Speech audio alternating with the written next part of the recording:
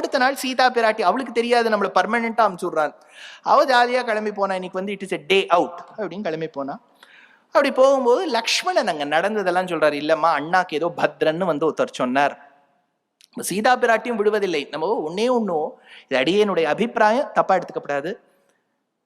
when we do a very very neat analysis of the Ramayana, Sita emerges as a beautiful strong character.